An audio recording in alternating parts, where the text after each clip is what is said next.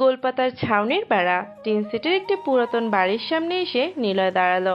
কাঁধে একটি ব্যাগ, ব্যাগটা ঠিকভাবে ধরে ভাবতে থাকে, ভিতরে ঢুকবো নাকি ঢুকবো না। বেশ কিছু সময় পর নিলয় পাতার গেট ফাঁকা করে ভিতর প্রবেশ করলো। বুকটা কেমন কেঁপে ওঠে তার, সেই পুরনো স্মৃতি যেটা মনে করতেই বুকের ভেতরটা হু হু করে ওঠে। চিরচেনা উঠান, 5 বছর আগে এই বাড়ি ছেড়েছিল নিলয়। আজকে ঠিক 5 বছর পর নিলয় বাড়িতে এসেছে। এর ভিতরে নিলয়ের সাথে তার পরিবারের কোনো প্রকার যোগাযোগ রাখেনি। নিলয় তার পরিচিত উঠান, খেলার জায়গা দেখতে থাকে। হঠাৎ চিকন কণ্ঠে একটা মেয়ে বলে ওঠে, কে আপনি? মা, দেখো কে এসেছে, একদম বাবার মতো দেখতে, তোমার মতো চোখ। নিলয় ভাইয়া নাকি? নিলয় ঘুরে তাকায়। বারান্দার খুঁটি ধরে দাঁড়িয়ে আছে একটি মেয়ে। মেয়েটা নিলয়ের বড্ড আদরের। তার নাম নীলা। নীলা হলো নিলয়ের আদরের ছোট্ট বোন। নীলার বয়স যখন 15, তখন নিলয়ের বয়স 20 বছর ছিল। নিলয়কে তখন বাড়ি থেকে বের করে দেয় তার বাবা ফারজুক সাহেব। নীলার কথা শুনে হেনা বেগম দৌড়ে আসে পেছনে। ফারজুক সাহেবও আসলেন। হ্যাঁ, নীলা এসেছে। হেনা নিলয়কে দেখে নিজেকে সামলে রাখতে পারেন না, দৌড়ে নিলয়ের কাছে চলে আসে। নিলয়কে যখনই জড়িয়ে ধরতে যাবে তখনই ফারজুক সাহেব বললেন, হ্যাঁ, তুমি কি আগের কথা ভুলে গেছো? তোমার ওই কুলাঙ্গার বদমাশ আর বেয়াদব ছেলে কেন এসেছে এখানে? আমার কসম ছিল ওই ছেলেকে তুমি স্পর্শ করবে না। তুমি কাছে কেন গিয়েছো? নিলয় তার মাকে ছুতে গিয়েও থেমে যায়। হেনাও থেমে যায়। নিলয় চুপচাপ মাথা নিচু করে নিল। ফারজুক সাহেব থামলেন না, নিলয়ের দিকে বিস্ফোরক মন্তব্য ছুড়ে দেয়, হ্যাঁ, তুমি জিজ্ঞেস করো ওর মতো বেয়াদব বদমাশ কুলাঙ্গার ছেলে কেন আমার বাড়িতে এসেছে। ও কি ভুলে গিয়েছে ওর জন্য এবারের দরজা সবসময় বন্ধ? বেরিয়ে যেতে বলো, ওর মুখ দেখতে চায় না। কেন এসেছে সে এখানে? দূর করে দাও। জানোয়ার, শিয়াল, কুকুরের কোনো জায়গা নেই এ বাড়িতে। নিলয়ের বাবা, তুমি কি একটু থামবে? কত বছর পর ছেলেটা বাড়িতে এসেছে, আর তুমি এত বছরের কিছু ভুলতে পারলে না? তোমাকে কতবার বলবো আমাকে কখনো নিলয়ের বাবা ডাকবে না। আমার একটা মাত্রই সন্তান, আর সে হলো নীলা। নিলয় নামের কোনো সন্তান নেই আমার। ওটা হয়তো কোনো জারজ সন্তান হতে পারে। দয়া করে তুমি চুপ করবে? তোমার পায়ে পড়ি, এসব কথা বলো না, আমি আর সহ্য করতে পারছি না। মা, ওনাকে বলে দেন আমি এখানে থাকতে আসিনি। আমি এসেছি তোমার আর নীলাকে দেখতে। কয়েকদিনের ভিতরেই আমি চলে যাব এখান থেকে। কয়েকদিন কেন? এখনই বেরিয়ে হয়ে যা, শুয়োরের বাচ্চা। তোর মুখও দেখতে ইচ্ছে করে না। তোর জন্য আমার মান সম্মান সব নষ্ট হয়েছে। আমি তোকে সন্তান হিসেবে মানি না। কেন মানেন না? দোষ কি আমার ছিল? আপনি সবকিছু বিচার না করেই আমাকে শাস্তি দিয়েছেন। আমার কথা শোনার প্রয়োজন মনে করেননি। মানুষ যা বলেছে সেটা শুনেই বিচার করেছেন। আপনার সন্তানের কথা কি শোনা আপনার দরকার ছিল না? সেদিন চুপচাপ শুনে গিয়েছি। ভেবেছিলাম আপনি বলবেন আমার ছেলে এমন না। এতটুকু বলতে পারেননি আপনি। আপনি ভয় পেয়েছিলেন। ভয়ে আপনি চুপ হয়েছিলেন। আজও চুপ থাকেন। আপনার আমাকে ছেলে হিসেবে দেখতে হবে না। আপনি শুধু আমার মা বোনের কাছে কিছুদিন থাকতে দেন, তারপর চলে যাব। এত বছর কি না কি করেছিস, কার সাথে আবার কি করে এখানে এসেছিস সেটা বুঝতে পারছি। উফ, তুমি একটু চুপ করবা? যাও তুমি বাজারে, খোকা ঘরে আয়। নীলা, তোর ভাইয়ের ব্যাগটা ধর। হেনার কথায় ফারজুক সাহেব আর কিছু বলল না। তিনি রাগ দেখিয়ে চলে গেলেন বাড়ি থেকে। নীলা এসে তার ভাইয়াকে জড়িয়ে ধরে। ব্যাগটা হাতে নিয়ে ভেতরে আসলো 3 জন। 5 বছর পর হেনা তার সন্তানকে ফিরে পেয়েছে। 5 বছরে নীলয় যোগাযোগ করার চেষ্টা করেছে বাড়িতে, কিন্তু ফারজুক সাহেব সেটা হতে দেননি। ফারজুক হলো এই এলাকার বড় মসজিদের ইমাম। নীলা সব সময় পর্দা করে চলে। ফারজুকের বেশ নামডাক এলাকায়, সেজন্য নিজের ছেলের সাথে ঝামেলাটা বেশি তার। তিনি সবসময় তার মান সম্মানের চিন্তা করেন। নিলয় এত বছর পর বাড়িতে এসেছে, তার মা বোন তাকে পেয়ে কত খুশি। হঠাৎ দরজায় কড়া নাড়ার শব্দ। বাইরে থেকে একটা মেয়ে চিৎকার করে বলে, হেনা কাকি, দরজা খোলো, মা তোমাকে কালকে যেতে বলেছে, পিঠা পাঠিয়েছে। কই তুমি? নীলা, দরজা খোল। কণ্ঠটা বেশ পরিচিত মনে হলো নিলয়ের। এটা যেন রাহির কণ্ঠ। নিলয় তার মায়ের দিকে তাকায়। তার মা বুঝতে পারে নিলয় কি জানতে চেয়েছে। হেনা বলে, ফাহি ওটা রাহির ছোট বোন, নীলার সাথেই পড়ে। রাহি ওর শ্বশুর বাড়িতে এখানে তেমন আসে না, একটা বাচ্চাও আছে। তোর বাবা সবার সাথেই ভালো সম্পর্ক রাখে, কেবল তোর সাথে ছাড়া। নীলা, যা দরজা খুলে দে, ভেতরে নিয়ে আয় ফাহিকে। হেনার কথা মতো নীলা গিয়ে দরজা খুলে দিল। ফাহিকে ভেতরে আনে। একটা নতুন ইয়াং, বেশ স্মার্ট দেখতে ছেলেকে দেখলো হেনার পাশে বসে আছে। ফাহি ছেলেটার দিকে তাকায়। ফাহি পুরি পিঠাগুলো নীলার কাছে দিয়ে তাড়াতাড়ি মাথায় কাপড় দিল। নীলার কানের কাছে মুখ এনে বলে, এই ভেতরে অন্যের ছেলে বসে আছে বললি না? কিভাবে ঢুকলাম ভেতরে? ইস! আরে, অন্য ছেলে কাকে বলিস? তোর মনে হয় মনে নেই যে আমার একটা ভাই আছে? মনে আছে তোর? ছোট্টবেলাতে উনি আমাদের কত কি পেড়ে দিত। মানে উনি নীলয় ভাইয়া? হুম। ফাহি একটু জোরে বলে ওঠে কথাটা। নিলয় শুনতে পায় কথাটা, মুচকি হাসে সে। ফাহি লজ্জা পেয়ে নিলয়ের দিক থেকে চোখ সরিয়ে নিল। হেনা বলে, দাঁড়িয়ে কেন? বস তোরা। না কাকিমা, বসবো না, কালকে অনেক কাজ, তোমরা যাবা কিন্তু। আচ্ছা ঠিক আছে। ফাহি চলে যায় বাহিরে। নীলা এগিয়ে আসে দরজার অব্দি। ফাহি নীলার হাত ধরে বাইরে নিয়ে আসে।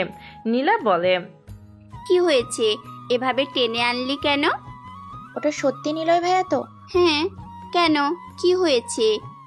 আমাকে ছোটবেলায় ফুল দিয়েছিল, ফুল দিয়ে বলেছিল চুমু দিতে গেলে। ইস, কি লজ্জা! আমি লজ্জা ওনার সামনে আসিনি অনেকদিন। কি বলিস? তলে তলে তোমরা এসব করে বেড়াইছো? দাঁড়াও, তোমার হচ্ছে। এই না না, কিন্তু তোর ভাইয়া এত সুন্দর হয়ে গেছে কেন? মানে দেখতে একদম হজ। বডি দেখেছিস? মাসেল কেমন ফোলা ফোলা। নাউজুবিল্লাহ, কি বলিস তুই? ওই, আমরা না মাদ্রাসাতে পড়ি? তুই এসব কি বলা শিখেছিস শুনি? আর ছেলেদের কোন দিকে তোর নজর রে? হুম। আরে ছেলেদের দিকে তাকাই না তো। তোর ভাইকে দেখেছিস? যা, তুই বুঝবি না, কালকে আসবো আবার। তুই শেষ, তুই নষ্ট হয়ে গেছিস। বোন, যা ভাগ এখান থেকে। ফাহি আর নীলা হাসতে থাকে। আসলেই সত্য, নীলয়ের মার্সেল বেশ ফোলা, চুলগুলো ছোট ছোট করে কাটা, দেখতে বেশ ইয়াংও লাগছে। রাতে ফারজুক বাড়িতে আসে, কিন্তু ফারজুক সাহেব নীলয়ের সাথে কথা বলে না। নীলয় তার রুমে বসলো, মাথার উপরে ফ্যান ঘুরছে। ব্যাগ থেকে ল্যাপটপ বের করলো, তারপর ফোন করলো অর্ককে। স্যার, সব কিছু ঠিক আছে? আপনি কিন্তু কোথায় আছেন কেউ জানে না। চিন্তা নেই, তোমরা সব সময় অ্যাক্টিভ থাকবে। আমি অর্ডার না দেওয়া অবধি যেন কোনো কিছু না হয়। ঠিক আছে স্যার। নীলয় ফোন কেটে দেয়। ঘুমিয়ে পড়ে সে। ফারজুক সাহেব বিছানায় আসলেন। হেনা চুপচাপ তার স্বামীর পাশে বসলো। ফারজুক সাহেবের মেজাজ বিগড়ে আছে তার ছেলের জন্য। বলছি, যা হবার তো হয়ে গেছে। একটা মাত্রই তো ছেলে আমাদের, ওর সাথে কি ঠিক মতো কথা বলা যায় না? আর কত রাগ পুষে রাখবে? দেখো, ও যা করেছে তার জন্য কোনো ক্ষমা নেই। ওর জন্য আমার মান সম্মানে দাগ পড়েছিল, আমি এটা হতে দিতে পারি না। কিন্তু নিলয় তো বলেছিল সে কিছুই করেনি, তার কথাটা শোনা দরকার ছিল না? তাকে কি ক্ষমা করা যায় না? ওর বিরুদ্ধে সবাই যখন কথা বলছিল তখন একটা কথা কানে আসছিল, সেটা হলো ওর বাবা এত ভালো আর তার ছেলে এমন একটা কাজ করবে। বলো কেমন লাগবে শুনতে? আমি পারছিলাম না এসব নিতে। ওমর তার ছেলেকে ক্ষমা করেনি, আমিও অন্যায়ের কোনো ক্ষমা করব না। কি আর বলবো, থাকো তোমার রাগ জিদ নিয়ে। আমার ছেলে ফিরেছে, তাতেই আমি খুশি। তাকে চলে যেতে বলো, না হলে আমি থাকবো না বলে দিলাম। ঘুমাও তো। হেনা কথা শুনে ফরজুক আর কিছুই বলল না, সে ঘুমিয়ে পড়ে। সকাল হয়, নিলয় বাড়ি থেকে বের হয়েছে। তার একটা কাছের বন্ধু ছিল, নাম শিহাব। নিলয় তাকে খুঁজে বের করে। শিহাব নিলয়কে দেখে অনেক খুশি হয়। দুজনে বাড়ির দিকে ফিরছিল, এমন সময় ফরজুক সাহেব পড়ে। নিলয় তার বাবাকে দেখে পাত্তা না দিয়ে বাড়িতে ঢুকে। ফারজুকও কিছু বলে না। বাড়িতে ঢুকতেই দেখতে পায় ফাহি আর নীলা বসে আছে। ফাহি নিলয়ের দিকে তাকায়, নিলয়ও তাকালো। ফাহি উঠে ভেতরে চলে যাবে, এমন সময় নিলয় ডাক দেয় তাকে। এই, তুমি ফাহিনা? ফাহি হঠাৎ চমকে ওঠে, কারণ নিলয় তাকে তুমি করে বলছে। নীলাও অবাক, তবে সে ফাহির দিকে তাকিয়ে মুচকি হাসছে। ফাহি তো লজ্জায় সে ঘুরে বলে, হ্যাঁ, আপনি চিনতে পেরেছেন? কেন পারবো না? ছোটবেলায় তোমাকে কত কোলে নিয়েছি। 5 বছরে কি সব ভুলে গেছি নাকি? সব মনে আছে? হ্যাঁ, ওই যে ফুলের বিষয়টাও মনে আছে। ফুল? হ্যাঁ, ফুল। তোদের আবার কি হলো? তোরা এখানে কেন? যা ভাগ। নীলার কথা শুনে দুজনে মুচকি হাসলেও ফাহির লজ্জা যেন বাঁচেই না। ফাহি তো নীলার গালে চুমু দিয়েছিল ফুলের জন্য। ফাহির পছন্দের ফুল ছিল রজনীগন্ধা। সেদিন ছিল 21শে ফেব্রুয়ারি, আগের রাত। নীলা আর ফাহি এসে নিলয়কে ধরে ফুল এনে দিতে। ভাইয়া, ফুল এনে দাও না। পারবো না, যা ভাগ। যাও, তোমাকে আর কিচ্ছু বলবো না। নীলা চলে যায়। কিছু সময় পর ফাহি আসে নিলয়ের কাছে। ফাহি এসে নিলয়কে বলে, নিলয় ভাইয়া, ফুল এনে দিবা? না, দিব না। প্লিজ দাও না। এনে দিলে কি দিবি? কি লাগবে বলো? তুমি যদি রজনীগন্ধা ফুল এনে দিতে পারো তাহলে যা চাইবা তাই দিবা। আচ্ছা, তাহলে রেডি থাক দেবার জন্য। এরপর নিলয় রাতে বেরিয়ে পড়ে। সেদিন রাতে হচ্ছিল বৃষ্টি। নিলয় ভিজতে ভিজতে ফুল আনতে চলে যায়। নিলয় যখন ফুল নিয়ে আসে তখন রাত 1টা বেজে যায়। নিলয় ডাক দেয় ফাহিকে। ফাহি আসে। নিলয়ের গায়ে কাদামাটি, হাত ভর্তি রজনীগন্ধা। ফাহি হাত বাড়িয়ে দিতে যাবে, তখন ফাহিকে বলে, কি যেন বলেছিলি? ফুল এনে দিলে যা চাইবো তাই দিবি। দে এখন। আচ্ছা বলো, কি নিবা? তুই রেডি তো? হ্যাঁ, জলদি বলো, মা ডাকবে নয়তো। আচ্ছা, এইসব ফুল তোর জন্য, যদি তুই আমাকে একটা চুমু দিস। কি কি বলো? চুমু মানে? মাথা খারাপ হয়ে গিয়েছে? তাহলে গেলাম, থাক। ফুল সব পুকুরে ফেলে দেব। না না, ফেলো না। আর কিছু চাওয়ার নেই? এটাই নিবা? দ্রুত বল। আচ্ছা, কোথায় নিবা? তুমি অনেক খারাপ নিলয় ভাইয়া। বেশি বকিস না। প্রথমে ভেবেছিলাম গালে নিব, কিন্তু তোর কথা এখন সেটা ঠোঁটে নিতে হবে। কি? এবার কিন্তু 1টা থেকে 2টা। ফাহি এসে ঠাস করে ঠোঁটে চুমু দিয়ে নিলয়ের হাত থেকে ফুল কেড়ে নিয়ে দৌড়ে চলে যায় ভিতরে। নিলয় মুচকে হাসতে থাকে। নিলয় তো মজা করছিল, কিন্তু ফাহি তো সিরিয়াস হয়ে যায়। সেসব কথা মনে পড়ে। দুজনেই চুপিসারে হাসতে থাকে। তবে ফাহি সেদিনের পর থেকে নিলয়কে মনে মনে পছন্দ করে ফেলেছিল। যদি বর হিসেবে কাউকে সে চায়, তবে সেটা নিলয়কেই চাইবে। কিন্তু অজানা এক ঝড়ে সব লন্ড ভন্ড হয়ে যায়। নিলয় চলে যায় গ্রাম ছেড়ে। 5 বছর পর নিলয় ফিরে এসেছে। হঠাৎ শিহাব বলে, আন্টি, আপনাদের সবাইকে দাওয়াত দিতে এসেছি। কিসের দাওয়াত? আমার বিয়ের। কালকে নিলয়। নিলয়, তুই কালকে যাবি আমার বাড়িতে। নিলয় গেলেই হবে বাবা, তোমার আঙ্কেলকে তো চিনো। নিলয় যেখানে যাবে সেখানে তিনি কখনো যাবে না। কি যে হয় ওনার, আমাদেরকেও যেতে দিবে না সেখানে। নিলয়কে নিয়ে যেও। আচ্ছা আন্টি। শিহাব আর নিলয় চলে যায় বাহিরে। দুজনে হাসছে। শিহাব প্রশ্ন করে, নিলয়, পুলিশ অফিসারের কথা মনে আছে তোর? শালা জানোয়ারকে খুঁজে পেলে মেরে ফেলবো। রাহির সাথে ঘটেছিল, সেটার দোষ তোর উপর এসে পড়ে। বেঁচে যায় শালা পুলিশ তন্ময়। বাদ দে তো। আঙ্কেলের ওপর রাগ অনেক তোর, বল। না, লোকটাকে আমি চিনি। ইমাম সে মসজিদের। কখনো তিনি মিথ্যা বলেনি। যতটুকু দেখেছি তাকে। সৎ মানুষটা কি করবে আর? সবাই যখন বলেছিল কাজটা আমি করেছি, তখন তিনি একা মানুষ কি করবে? তাছাড়া আমি তখন বেয়ারা ছিলাম। উনি চেয়েছিল মাদ্রাসায় পড়াতে, হুজুর বানাতে। আমি সেটা করিনি, তাই ওনার রাগটা বেশি। ওনার জায়গাতে আমি থাকলে হয়তো এটাই করতাম। যা হবার হয়েছে। এখন কি করছিস? এত বছর পর কেন এসেছিস? করি তো অনেক কিছু, পরিচয় দেবার মতো এখন বিরাট বড় নাম আছে আমার, কিন্তু সেটা পরে বলবো। আগে বাবা আমাকে একটু বুঝুক। তবে এতটুকু বলতে পারি, এবার 4 মাসের ছুটি পড়েছে, তাই গ্রামে এলাম। কি করিস তুই? বললাম তো, সময় হলে জানতে পারবি। তবে পুলিশকে এমনি এমনি মারার কথা বলেছি নাকি? শালাকে মারলে কোনো পুলিশ এসে কথা বলতে পারবে না, এমন কিছুই করি। বলিস কি? নিলয় মুচকে হাসতে থাকে। পুরনো স্মৃতি ওর মনে ঘুরপাক খাচ্ছে, কিন্তু নিলয় সেসব মনে করতে চায় না। নিলয় এখন যথেষ্ট ম্যাচিওর হয়েছে, আর এই বয়সে সে অনেক কিছু অর্জন করেছে, সাথে বেড়েছে গোপন শত্রু। দেখা যাক কি হতে পারে। নিলয় শিহাব তাদের বাড়িতে বসে আছে। গ্রামের একজন মহিলা এসেছে ফরজুক সাহেবের বাড়িতে। মহিলাটা কাঁদছে, ফরজুক সাহেবকে চিৎকার করে ডাকতে থাকে।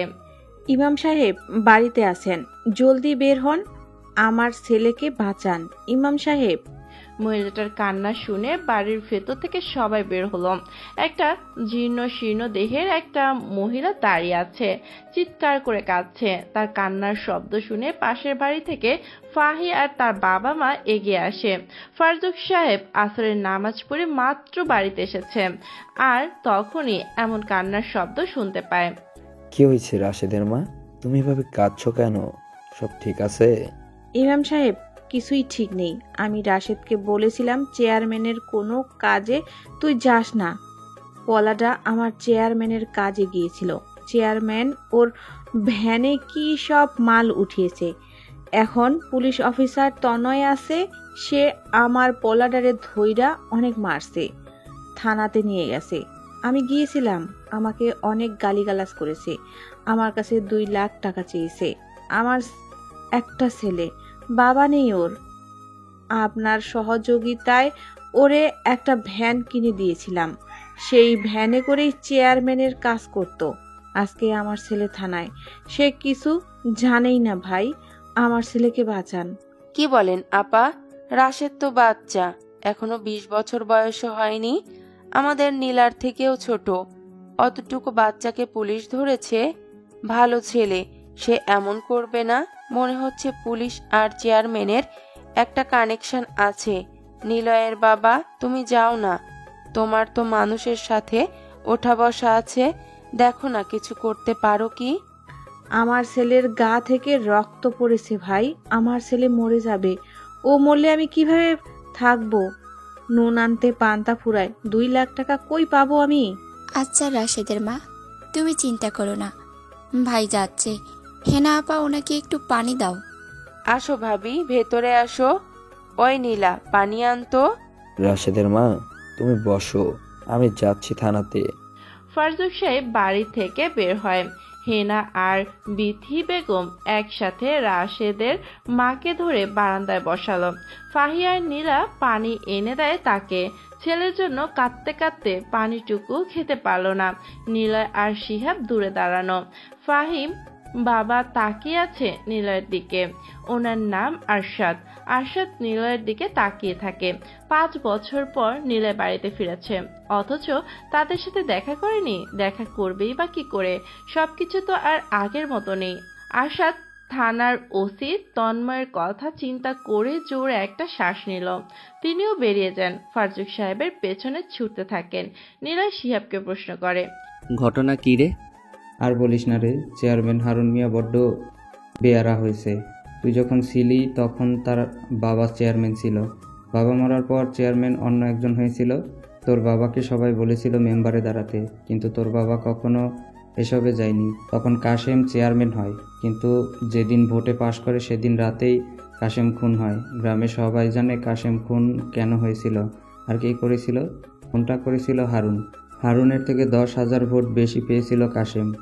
ভোটে হারার কষ্ট আর ক্ষমতার লোভে হারুন কাশেমকে মেরে পুকুরের পানিতে লাশ বস্তায় ভরে ফেলে দেয়। পুলিশ আসে, তন্ময় ছিল ওসি, সে হারুনের থেকে টাকা খেয়ে সব কিছু ধামাচাপা দেয়। কাশেমের ছোট ভাইকে ফাঁসিয়ে দেয়, মামলা দেয় জমির জন্য ভাইকে খুন করেছে।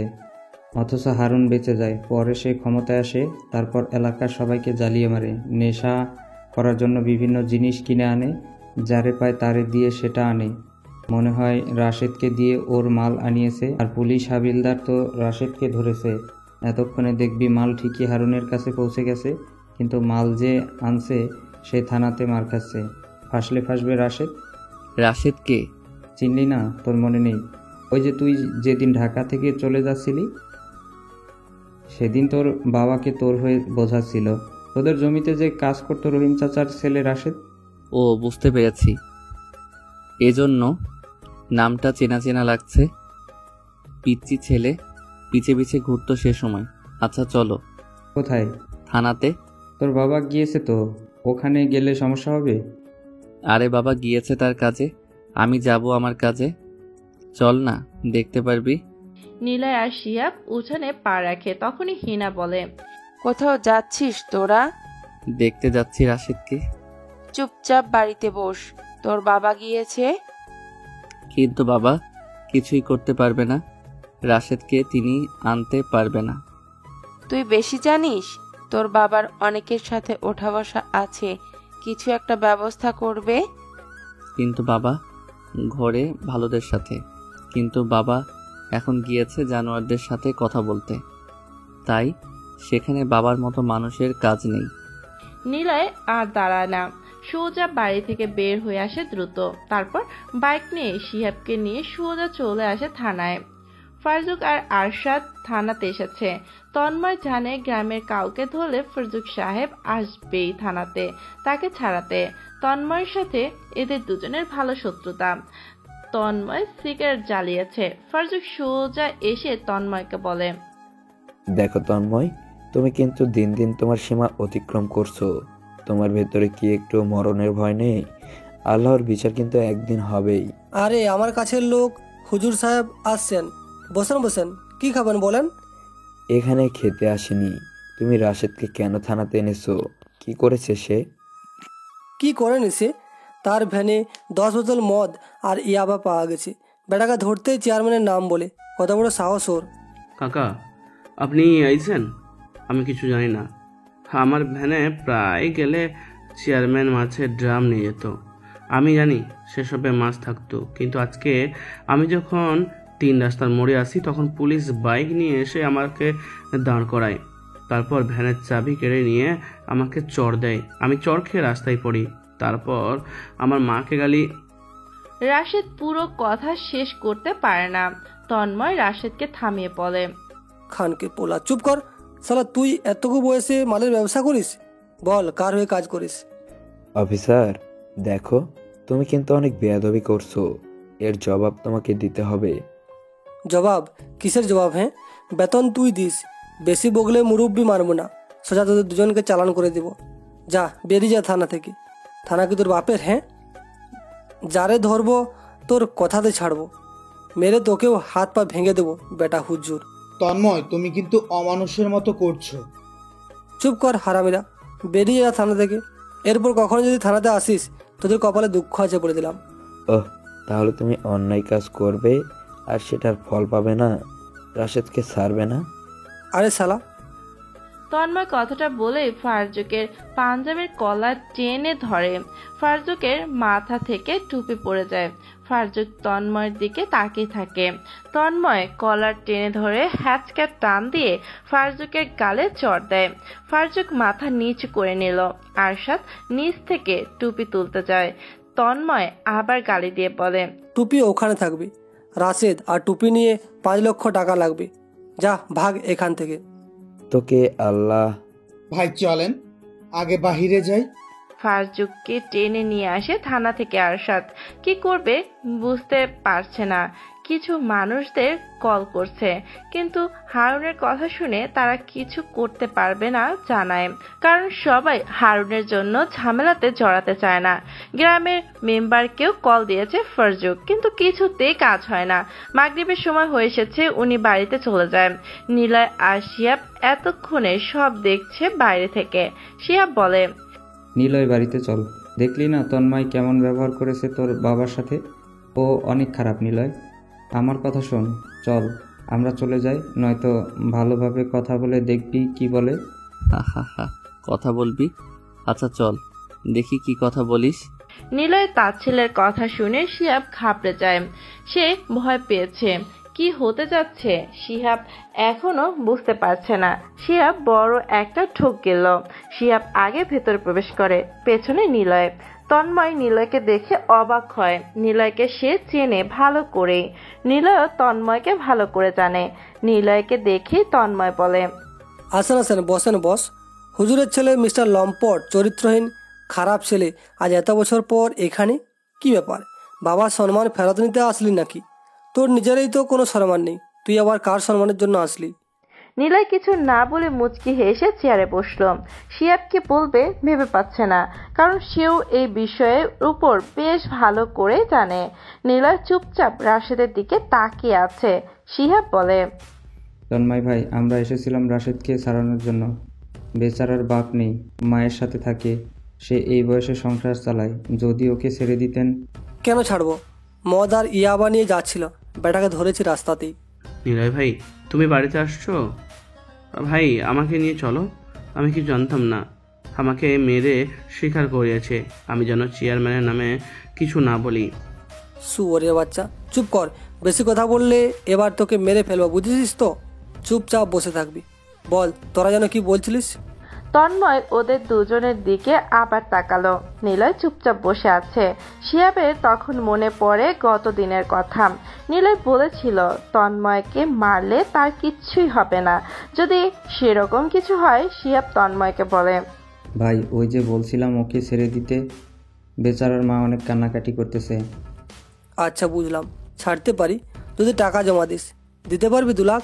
ও আরেকটা কথা, হুজুরের টুপি পড়ে আছে, সেটা নিতে হলে আরও 3 লাখ, মোট 5 লাখ টাকা দিয়ে নিয়ে যা, না হলে ভাগ এখান থেকে। এত টাকা? রাশেদ তো চেয়ারম্যানের হয়ে কাজ করতো, তাহলে এমন কেন করছেন? ছেড়ে দাও, বেচারাকে ধরে কি লাভ হবে?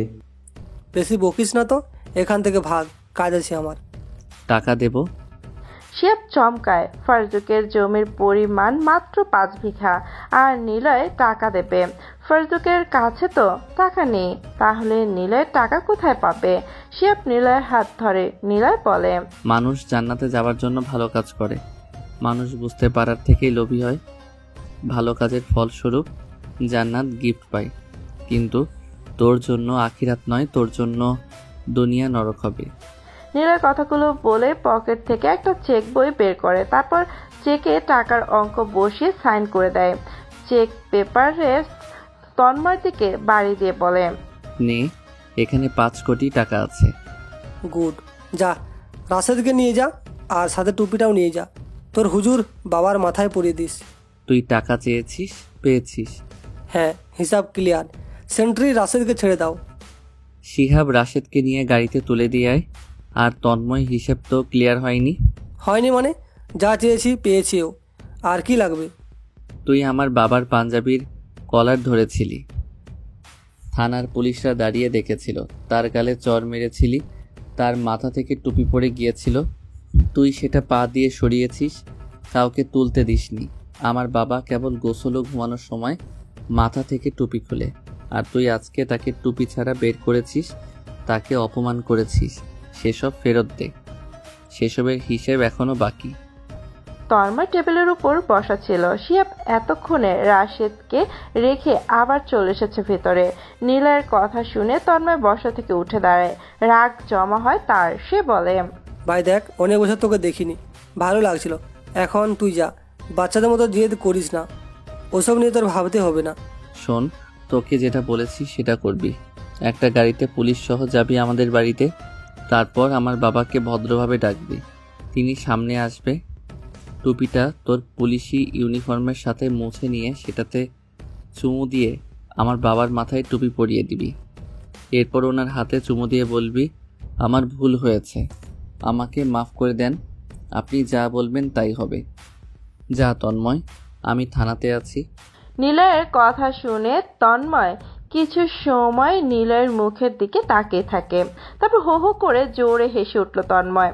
শিহাব ভয় পাচ্ছে, কারণ নীলয়কে এখন সে না চিনলেও তন্ময়কে ঠিকই সে ভালো করে জানে কথাটা খারাপ। শেষে কিনা তন্ময় আবার নীলয়ের উপরে কিছু না করে বসে। আবার নিলয়কে চলে যেতে যেন না হয়। তন্ময় হাসি থামায়, নিলয়ের দিকে এগিয়ে আসে, নিলয়ের গাল হাত দিয়ে চেপে ধরে বলে, ফারুক আর আরশাদ বাড়িতে এসেছে। চোখে মুখে পানি নিয়ে এসেছে দুজন। ফারুক নতুন টুপি কিনে মাথায় পরে বাড়িতে প্রবেশ করে। আরশাদকে বলেছে থানায় যা হয়েছে সেটা যেন বাড়িতে কেউ না জানে। ফারুক প্রবেশ করতে রাশেদের মা দৌড়ে এসেছে। ভাই আমার ছেলে কোথায়? রাশেদ, ও তো আসলে আরে চিন্তা নেই, রাশেদ ঠিকঠাক আছে। কিন্তু রাশেদ কোথায়? থানা থেকে ওকে ছাড়েনি? হ্যাঁ রাশেদ চলে আসবে বলে, চিন্তা করো না তোমরা, এসব বাদ দাও। আচ্ছা ভিতরে এসো। হ্যাঁ। 1 মিনিট, তোমার মাথার টুপি নতুন লাগছে না? আমি তো কেচে দিই, একটা সুতাও বের হয়ে থাকে না। আজকে সুতা বের হয়ে আছে। এ কি রং তবে অন্যরকম লাগছে যে। তোমার পুরনো টুপি কোথায়? আর বলো না, বাতাস পড়ে গেছে, পানিতে পড়ছিল, তাই নতুন টুপি কিনে এনেছি। থানার সামনে পানি জমা ছিল। ও আচ্ছা, তা তোমার বাম গালে লাল হয়ে আছে কেন? তুমি কিন্তু মিথ্যে বলছো আমাকে। তুমি তো মিথ্যে বলো না, তাহলে কি হয়েছে বলো? হেনার প্রশ্নে ফারুক চুপ হয়ে যায়, কি বলবে বুঝতে পারছে না। তারপর নীলের কথা শুনে তন্ময় জোরে হাসতে থাকে। হাসতে হাসতে নীলের কাছে আসে সে। তারপর নীলের গাল টিপে ধরে নীলের দিকে রাগী দৃষ্টিতে চেয়ে বলে, গাঁজা কে খেয়েছি, তুই নাকি আমি? নেশা কেটে গেলে থানা থেকে সোজা বাড়িতে যাবি, বুঝলি? তোর কোন দিক দিয়ে মনে হলো আমাদের বাপের সামনে যাব? যা ভাগ শালা, যারা গুতাকার। নীলয় তন্ময়ের হাত ধরে, তন্ময়ের হাত ছাড়িয়ে নেয়। তারপর জোরে একটা শ্বাস নিয়ে নিজেকে শান্ত করে বলল, দেখ, ভদ্র মানুষের সাথে ভদ্রতা দেখাতে হয়, আর যে কুকুর তাকে মুগুর দিয়ে শান্ত করতে হয়। যা, ভদ্রভাবে তার কাছে গিয়ে মাপ চাইবি, তার সম্মান ফিরিয়ে দিবি। সিদ্ধান্ত তোর, বাকি কাজটুকুও তোর। শালা কুত্তার বাচ্চা, বের হো থানা থেকে। আর যদি বেশি পাকনামি করিস তোকে থানার ভিতরে ঢুকিয়ে দিব, যা বলছি। নীলয়কে বসা থেকে টেনে তোলে তন্ময়। তারপর নীলয়কে জোরে একটা ধাক্কা দেয়। নীলয় ঘুরে দ্রুত এসে তন্ময়ের কোমরের বেল্ট থেকে পিস্তলের বক্স হতে পিস্তল বের করে সেটা সেট করে ট্রিগারের আঙুল দিয়ে সোজা তন্ময়ের মুখের ভিতরে ধরল। থানার পুলিশ দৌড়ে নীলয়ের পেছনে এসে দাঁড়ায়। সিহাব ভয়ে চোখ দুটো বড় করে নিয়েছে। তন্ময়ের গা কাঁপছে। নীলয় গম্ভীর গলায় বলে, শুয়োরের বাচ্চা, তোকে তোর থানায় তোকে মেরে তোর টেবিলের উপরে ফেলে রাখবো। তোর পোষা যে পুলিশ নামের কুত্তা আছে, ওরা আমার কিছু ছিঁড়তেও পারবে না। তোকে মারতেও আমার 1 মিনিটও সময় লাগবে না। তুই কিন্তু অনেক বড় ভুল। নীলয় গালের ভেতর থেকে পিস্তলটা বের করতে তন্ময় কথাটা বলল, কিন্তু তন্ময় পুরো কথাটা শেষ করতে পারে না। তখনই ওর টেবিলে থাকা মোবাইলটি বেজে উঠল। নীলয় পিস্তলটা হাতের মধ্যে ধরে তন্ময়কে বলে, তোর ফোন বাজছে, ফোনটা রিসিভ কর। দেখ, তোর বাপ ফোন করেছে। শোন, তোকে কসম করে বলছি, তোর চাকরি না থাকলে তোকে এখানে মেরে রেখে দেব। তাকিয়ে আছিস কেন? ফোন রিসিভ কর। নীলয় কথাটা বলে তন্ময়ের গালে কষে দুটো চড় দেয়। পুলিশগুলো চুপচাপ দাঁড়িয়ে দেখছে। তন্ময় রিসিভ করে ফোন। এমপি ফোন করেছে। তন্ময় রিসিভ করতে ওপাশ থেকে বলে, আমি এমপি বলছি, শুনলাম তোমার ওখানে নিলয় স্যার গেছে। নিলয় স্যার যা বলবে তাই চুপচাপ পালন করো, যদি চাকরি আর জীবন দুটোই বাঁচাতে চাও। কিন্তু স্যার, নিলয়, তুমি এখনো তাকে চেনো না, তাই চুপচাপ যা বলবে সেটা পালন করো, না হলে তোমার মৃত্যুর জন্য আমরা দায়ী থাকবো না। বাড়িতে জানিয়ে দিও তোমার লাশ কোথায় দাফন করা হবে। কথাগুলো বলেই এমপি ফোন কেটে দেয়। থানায় থাকা বাকি পুলিশগুলো তখন নীলয়ের দিকে এগিয়ে আসতে থাকে। তখন তন্ময় সবাইকে থামিয়ে দেয়। তারপর বলে, এমপি যেহেতু আপনাকে স্যার বলেছে, নিশ্চয়ই পিছনে বড় কিছু আছে, বাধ্য হয়ে স্যার বলতে হচ্ছে। কিন্তু এসব কিছু আমি সময় মতো ফেরত দেব। চলেন স্যার আপনার বাড়িতে। হা হা হা, সময় তোর জন্য পারফেক্ট হবে না, সেটা নির্ধারণ করছে ভাগ্যের উপর। তুই যা বাড়িতে। আর তুই কেন বাড়িতে গেছিস, কে পাঠিয়েছে, সেসব যেন আমার বাবা বা বাড়ির কেউ জানতে না পারে। যা এখন। তন্ময় আর তাড়াও না, টুপি নিয়ে দ্রুত থানা থেকে বের হলো। তারপর জিপে চেপে সোজা ফারজুকের বাড়ির দিকে চলে যায়। ফারজুক সাহেব উঠানে বসে আছে, পাশে ওনার বউ আর মেয়ে। হেনা সবকিছু বুঝতে পেরেছে। ফারজুকের সাথে কি হয়েছে সেটা আজ করতে পেরে তিনি বললেন, ঠিক এমনটাই 5 বছর আগে তোমার ছেলের সাথে ঘটেছিল। তুমি সেদিন তন্ময়ের কথা শুনেছিলে। কিছু মানুষের সাক্ষী নিয়ে তুমি তোমার ছেলেকে বাড়ি থেকে বের করে দিয়েছিলে। তার কথা শুনতে চাওনি তুমি? বাদ দাও না, ভালো লাগছে না। রাশেদের মা, চিন্তা করো না, তোমার ছেলেকে কালকে সারানোর। ফারজুক কথা শেষ করতে পারে না। দরজা ঠেলে রাশেদ ভেতরে প্রবেশ করে। রাশেদ তার মাকে জোরে ডাক দেয়। রাশেদকে দেখতে পেয়ে রাশেদের মা দৌড়ে আসে তার ছেলের কাছে। ছেলেকে পুলিশে মারছে অনেক। ক্ষততে হাত বুলিয়ে তিনি হাউমাউ করে কেঁদে ফেলে। রাশেদ বলে, চিন্তা করিস না মা, আমি ঠিক আছি। ফারজুক কাকা গেছিল, শালা পুলিশ হারামির বাচ্চা কাকাকে অপমান করে, টুপি কেড়ে নেয় মাথা থেকে, চড়ও দেয়। শালা একটা হারামি, টাকাও চেয়েছিল অনেক। চুপ কর বাবা, তোকে যে ছেড়েছে এটাই তো অনেক। আমাকে কারাগারে পাঠাতো যদি না নিলয় ভাই না যেত। নিলয় ভাইয়ের কথা মতো তন্ময় আমাকে ছেড়ে দেয়। আর ভয় নেই মা, আমি চেয়ারম্যানের কাজ করব না। চলো মা, বাড়িতে যাই। হ্যাঁ রাশেদ, যা, তোর মাকে নিয়ে বাড়ি যা। পুলিশ মেরেছে, টাকা নিয়ে যা, ডাক্তার দেখাস এখন। টাকা লাগবে না, নিলয় ভাই সব ব্যবস্থা করে দিয়েছে। আমি মাকে নিয়ে বাড়িতে গেলাম। কাকা, আপনাকে ধন্যবাদ, আমার জন্য কত কি সহ্য করলেন। আচ্ছা যা, বাড়িতে যা। রাশেদ তার মাকে নিয়ে চলে যায় সেখান থেকে। শিহাব বলেছিল রাশেদের মা নিলয়ের বাড়িতে আছে। রাশেদ যেন সেখানে যায়। শিহাবের কথা মতো রাশেদ চলে আসে নিলয়দের বাড়িতে। এখন রাশেদ তার মাকে নিয়ে বাড়িতে চলে যায়, কিন্তু ফারজুক, আরশাদ, হেনা সবাই অবাক হয়েছে নিলয়ের কথা শুনে। নিলয় থানাতে কি করতে গেছে? ফারজুক রেগে হেনাকে বলে, তুমি জানতে না তন্ময়ের সাথে নিলয়ের ঝামেলা আছে? তারপরে তুমি কেন নিলয়কে থানার দিকে পাঠালে? আটকাওনি কেন? আমি জানতাম না সে ওখানে যাবে। আরশাদ, চল আবার থানার দিকে যাব। ঝামেলা মনে হচ্ছে শেষ হয়নি, আবার নতুন কোনো ঝামেলায় আমরা পড়তে চলেছি। ফারজুক আর আরশাদ দুজনে যখনই বাড়ি থেকে বের হতে যাবে তখনই পুলিশের জিপ এসে থামলো বাড়ির সামনে। জিপ থেকে তন্ময় নেমে দ্রুত ফারজুকের বাড়ির ভেতরে আসে। তন্ময়কে দেখে সবাই উঠে দাঁড়িয়েছে। এই পুলিশ এখানে কেন? নিশ্চয়ই আবার অপমান করতে এসেছে। গ্রামে বাড়ি হওয়াতে পাড়ার অনেক লোকজন ফারজুকদের বাড়ির ভেতরে এসে জড়ো হয়ে গেছে। আবার পুলিশও এসেছে এখানে। সব মিলিয়ে ঘটনা বেশ মনোমুগ্ধকর। তন্ময়কে দেখে ফারজুক বলে, কি ব্যাপার, তুমি এখানে কেন? যা হবার সেটা তো থানাতে হয়েছে, আবার এখানে কি চাও? ইমাম সাহেব, আমার ভুল হয়েছে, আমাকে দয়া করে মাফ করুন। আর কখনো আমি আপনার সাথে বেয়াদবি করব না। আপনি আমার গুরুজন, আপনি আমাকে চড় মারেন আর যা ইচ্ছা করেন, তবু আমাকে মাফ করে দেন। আমি বুঝতে পেরেছি আপনার সাথে আমার বেয়াদবি করা ঠিক হয়নি। আপনি মাফ না করলে আমি ভালো থাকতে পারবো না, মানে আমার বিবেকে খারাপ লাগবে। দয়া করে আমাকে মাফ করে দিন। আমি রাশেদকেও ছেড়ে দিয়েছি, কোনো টাকাও লাগবে না। আর এই যে আপনার টুপি, দাঁড়ান আমি আমার ইউনিফর্ম দিয়ে মুছে দিচ্ছি ধুলো। নিন ইমাম সাহেব, পড়ুন। তন্ময় কথাগুলো বলতে বলতে ফারজুক সাহেবের হাত ধরে রাখে। ফারজুক হাত ছাড়িয়ে নিতে চায়, কিন্তু তন্ময় ছাড়ে না। এলাকার মানুষজন হা করে দেখছে তন্ময়ের ঘটনা। ফারজুক অবাক হয়। বিষয় এখনো তার কাছে হজম হচ্ছে না যে পুলিশ থানার ভিতরে তার সাথে এমন করলো।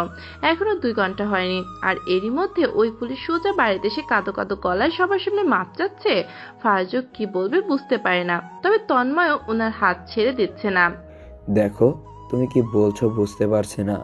হঠাৎ কি যে হলো, আমার কাছে এসে মাপ চাইছো? প্লিজ ইমাম সাহেব, বুঝুন একটু। আচ্ছা ঠিক আছে, হয়েছে, এবার যাও, বুঝেছি আমি। ধন্যবাদ, কোনো সমস্যা হলে আমাকে জানাবেন। তন্ময় চলে যায় সেখান থেকে। এলাকার মানুষজন আস্তে আস্তে চলে যায়, কিন্তু এখনো ফারজুক বুঝতে পারে না আসলে এখানে কি ঘটেছে। রাত 9টা বাজে। নীলা আর শিহাব বাড়ির সামনে আসে। ফাহিকে ওদের বাড়ির ভেতর থেকে বের হতে দেখে। নীলয়ের হাতে বাদাম। ফাহিকে ডাক দেয় সে। ফাহি চমকে ওঠে। এই ফাহি, এদিকে আসো। জি বলুন। প্রেম করো তুমি? এই না না, মাদ্রাসাতে পড়ি, কোনো ছেলে ধারে কাছেও যায় না আমি। কোনো ছেলেকে ভালো লাগে না? না না, ছেলেদের দিকে তাকায়ও না। আমার দিকে তো তাকাও, আমি কি ছেলে না? ভাই লজ্জা পায়। এই ছেলে তো দেখি বহুত বজ্জাত। আগে যা ফাজিল ছিল এখন তো পরিবর্তন হয়নি, মুখের ওপর লজ্জা দেয়। কি জন্য রেখেছেন? বাদাম এনেছি, নাও। না, নিব না। কেন? কিছু মিশিয়ে দেইনি, পড়বা না? তুমি যে হারে সুন্দরী হচ্ছ, তবে দেখবা অন্য কেউ একদিন তোমাকে কালো জাদু করে ভেঙে নিয়ে গেছে। এই, আপনি বেশি কথা বলেন কেন? দেন ম্যাডাম। ভাই দ্রুত ভিতরে চলে যায়। আড়ালে গিয়ে সে নিলয়ের দিকে উকে মেরে তাকায়। শিহাব বলে, কি শুরু করলি ওর সাথে? জানি না, ওরে খেপাতে ভালো লাগে। ওকে কি পছন্দ করিস? চুপ থাক, চল ভিতরে। নিলয় বাড়ির ভেতরে আসে। নীলা, ফাহি, হেনা, ফারজুক বসে আছে বারান্দায়। নিলয় হেনাকে বলে, মা, শিহাব আসছে, খেতে দাও তো, অনেক ক্ষুধা লাগছে। নিলয়, এদিকে আয়। বলো। তুই কি আজ থানাতে গিয়েছিলি? হ্যাঁ, তোমাকে তো বলেইছিলাম। কি হলো? থানায় যে কি কি করেছিস? কিছুই না। তাহলে তোর বাবা গেল রাশেদকে ছাড়াতে, পুলিশ তোর বাবার সাথে খারাপ ব্যবহার করে থানা থেকে বের করে দিয়েছিল, আর তুই যাওয়ার পর রাশেদ চলে আসে কিভাবে? আর বলিও না মা, তন্ময় তো খারাপ, নিজে আকাম করে আমাকে ফাঁসিয়ে বাড়ি ছাড়া করে। তো ওই খারাপ লোকটা কিভাবে কথা শুনবে সেটা আমি জানি। আমার এক বন্ধু পুলিশের বড় পদে চাকরি করে, ওকে ফোন দিলাম, তারপর সব কাজ হয়ে গেছে। তোর বন্ধু বলতে তুই 5 বছর আগে বাড়ি ছেড়ে যাবার পর কি করেছিস বা এখন কি করিস? তেমন কিছুই না, একটা ব্যাংকে চাকরি করছি, মাসে 20,000 টাকার মতো বেতন হয়। পড়াশোনা নিজের খরচেই করেছি। তন্ময়ের কি হয়েছে? সে এসে তোর বাবার হাতে পায়ে ধরে মাপ চেয়েছে, কি বলেছিস তাকে? আমি কিছু করিনি, তোমরা তাকে জিজ্ঞাসা করো, আমি এসব জানি না।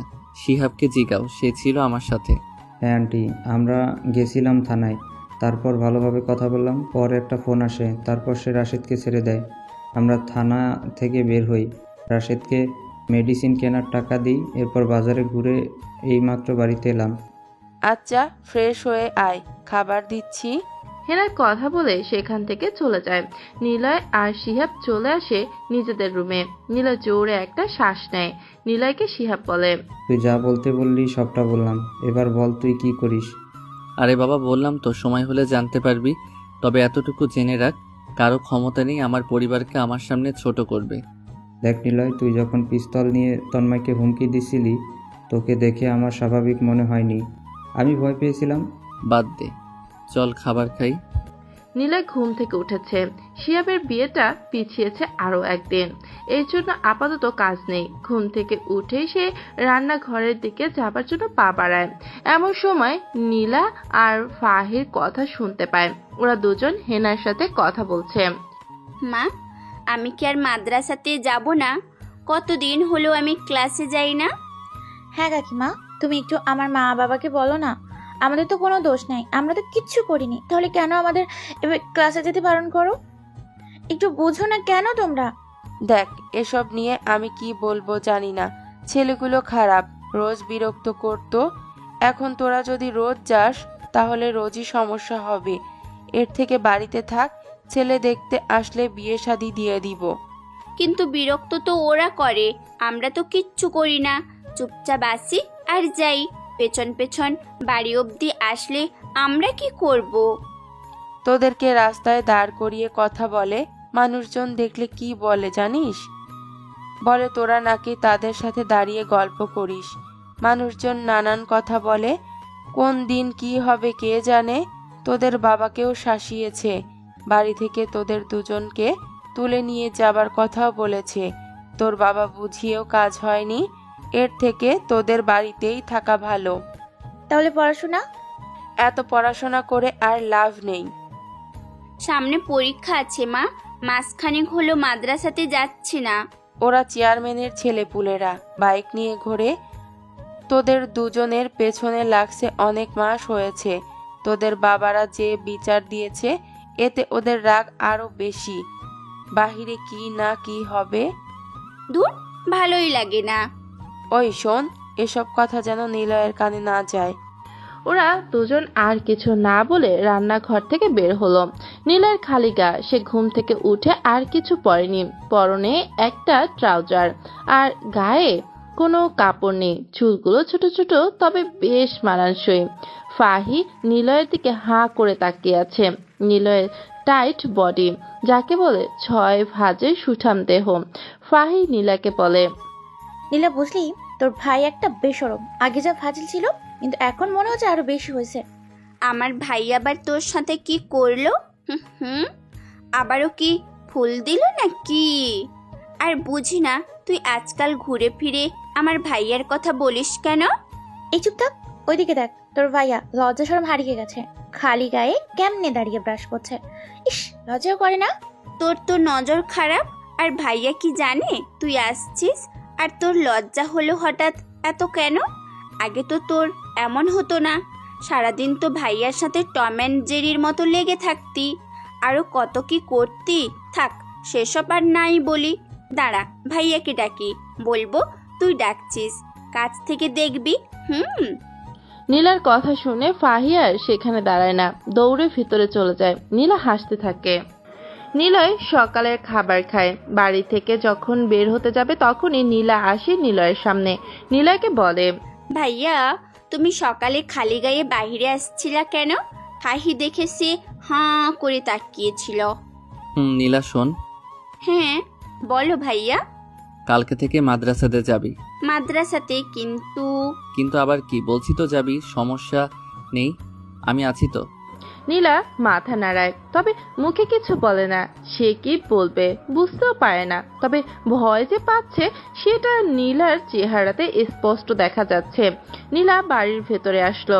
নীলয় বাইক নিয়ে বাহিরে আসে, শিহাবকে কল দেয়। শিহাব বাড়ির ভেতর থেকে বেরিয়ে দেখে নীলয় দাঁড়িয়ে আছে। নীলয়ের বাইকের পেছনে উঠে সে শিহাব বলে, এত সকাল সকাল কোথায় যাবি রে? চেয়ারম্যানের ছেলেকে চিনিস? হ্যাঁ চিনি, তুর্জয় নাম ওর। কেন, কি হয়েছে? হঠাৎ চেয়ারম্যানের ছেলেকে খুঁজছিস? তাকে কোথায় পাওয়া যেতে পারে? কয়টা বাজে? 9টা? তাহলে মনে হয় 3 রাস্তার মোড়ের দিকে পাওয়া যাবে। ওর বাবার পার্টি অফিসের সামনে থাকে। ওখানে তো স্কুল কলেজ মাদ্রাসা আছে, সে ওখানেই থাকে বন্ধুদের নিয়ে সব সময়। কিন্তু কি হয়েছে? তোর কাহিনী আমার ভয় লাগছে ভাই। আগেই ভালো ছিলি, যা করতাম সেটা বাড়িতেই সীমাবদ্ধ থাকতো, কিন্তু এখন তুই রীতিমতো একটা অ্যাটম বোমা। চুপ থাক, চল ওদিকে। নিলয় আর শিহাব চেয়ারম্যানের ছেলেকে খুঁজতে বেরিয়ে পড়ে। অপরদিকে, কি ব্যাপার অফিসার, তোমাকে তো দেখি দিন দিন খুঁজে পাওয়া যাচ্ছে না, তোমার হলোটা কি? চেয়ারম্যান হারুন তন্ময়কে প্রশ্নটি করল। তন্ময় চুপচাপ বসে থাকে, চায়ে চুমুক দিয়ে হারুনের দিকে তাকায় সে। হারুন দেখছে তন্ময়ের চেহারাতে মার খাওয়ার ছাপ স্পষ্ট। তন্ময় কিছু বলছে না। হারুন আবার বলে, 2 দিন আগে সব তো ঠিক ছিল, হঠাৎ তোমার চেহারা পরিবর্তন হলো কেন?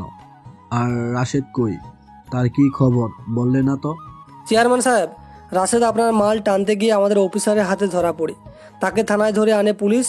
আমি থাকলে তো তাকে ধরতে পারতাম না, কিন্তু সমস্যা হলো রাশেদ আপনার নাম বলে অফিসারদের কাছে। যদিও বিষয়টা আমি সামলে নিয়েছিলাম, কিন্তু সমস্যা হলো রাশেদ, তাকে চালান করতে পারিনি, সে বের হয়ে এসেছে। কি ভাবছো সে কিভাবে বের হয়? মানে তোমার মতো অফিসার থাকতেও সে থানা থেকে চলে গেল কিভাবে? আসলে প্ল্যান ছিল অন্যটা, তাকে চালানের নামে ওর বাড়ি থেকে টাকা পয়সা হাতাবো। চেয়েছিলাম 2,50,000 দিলে ছেড়ে দিতাম একটা কেস দিয়ে, কিন্তু আবার কি? সব তো ঠিক ছিল, এর আগেও তো এমনটা করেছো, যার বাক আমিও পাইছি। হ্যাঁ পেয়েছেন, কিন্তু এবার তা হয়নি। ফারজুককে তো চিনেন, ওর ছেলে আছে একটা। 5 বছর আগে আমি ওকে ফাঁসিয়েছিলাম, ওর পাড়াতো মানে চাচাতো বোনের মাধ্যমে। সে ছিল না এত বছর, হঠাৎ করে গ্রামে আসছে। সে থানায় এসে 5 লাখ টাকা চেক দেয়। বাহ, ভালো তো, তাহলে ওকে আবার ধরো, আরও টাকা পাবে। কিন্তু এটা সম্ভব নয়, আমি 5 লাখ টাকা রাখতে পারিনি। ওর সাথে এমপি সাহেবের অনেক খাতির, এমপি তাকে স্যার বলে ডাকে। আমার চাকরি আর নিজের প্রাণ বাঁচানোর বিনিময়ে আমি যেন ওর বাবাকে গিয়ে সরি বলি, সেটার জন্য এমপি আমাকে কল দিয়েছিল। নিলয়ের কথা শোনার জন্য এমপি কল করে, আর আমি এমপির কণ্ঠে ভয়ের তীব্রতা বুঝতে পেরেছি। এমপিকে কল করার সাহস নেই আমার। আপনি কল করে জেনে নেবেন নিলয় আসলে কে, তারপর ওর কপালে যে কি খারাপ কিছু আছে সেটা আমি বোঝাবো। শালাকে আমি মেরে পুকুরে লাশ ভাসিয়ে দেব। অফিসার, লাশ বাসানোর রেকর্ড আমার কাছে আছে, খোঁজ নিয়ে দেখি, তারপর তো বাকিটা। দুজন বসে আরো এক কাপ চা পান করতে থাকে। ওদিকে নীলা আর ফাহিদ দাঁড়িয়ে আছে একসাথে। নীলা সোজা ফাহিকে বলে, আমি ভাইয়াকে বলে দিছি তুই তাকিয়েছিলি ওর দিকে। তুই তো দেখি অনেক খারাপ। এমনিতে তোর ভাই আমাকে দেখলে লজ্জা দেয়, আবার তুইও এমন করলি? তোরা দুটোই ভালো না। তুমি যে ভাইয়াকে লুকিয়ে লুকিয়ে দেখো ওটা আমি জানি। এখন সব সত্যি বলো, ভাইয়াকে লাইন মারিস তুই? চুপ চুপ, তোর কথা আমার সহ্য হচ্ছে না। তুই এত খারাপ কবে থেকে হচ্ছিস? বুঝে গেছি, আগে তো ডাকলে তোকে এই বাড়িতে পেতামও না। আজকাল ঘন ঘন আমাদের বাড়িতে আসো। ভাইয়াকে দেখো, ঘুরে ফিরে আমার কাছে ভাইয়ার কথা জানতে চাও। আমি কি পাগল নাকি? হইছে, থাম। কই তোর ভাই? এই তো লাইনে আসছো বাবু। ও হ্যাঁ, মনে পড়েছে, ভাইয়া বলে গেছে আমরা যেন কালকে থেকে মাদ্রাসাতে যাই। কোনো সমস্যা হবে না, উনি নাকি থাকবে। থাকবে? কিন্তু আগে তো আমাদের বাড়িতে জানানো লাগবে। ওনারা যেতে না দিলে কি করব? চল বাড়িতে বলি, দেখি কি হয়। তবে বাবার সামনে বলা যাবে না, মাকে বলতে হবে। ওরা দুজন দুজনার মায়ের কাছে চলে যায়। দেখা যাক ওদের থেকে অনুমতি পায় কিনা তারা। নীলায় আসিয়া চলে এসেছে 3 রাস্তার মোড়ে বাজারে। কোতোয়ালি বাজার। বাজারটা মাঝারি বড়, মানে খুব বেশি ছোট না, আবার খুব বেশি বড়ও না। এখানে 3 দিকে 3টে শিক্ষা প্রতিষ্ঠান, মাঝখানে হাসপাতাল, ব্যাংক। এমন হওয়াতে লোকজনের আনাগোনাও বেশ। বাজারের ভেতরে এমপির কার্যালয়কে নিজের অফিস বানিয়ে ফেলেছে চেয়ারম্যানের হারুন। বর্তমানে এটা সামলায় তার ছেলে দুর্জয়। মাদ্রাসার থেকে কিছুটা দূরে একটি চায়ের দোকান, সেখানে অনেকগুলো ছেলে পুলে বসা।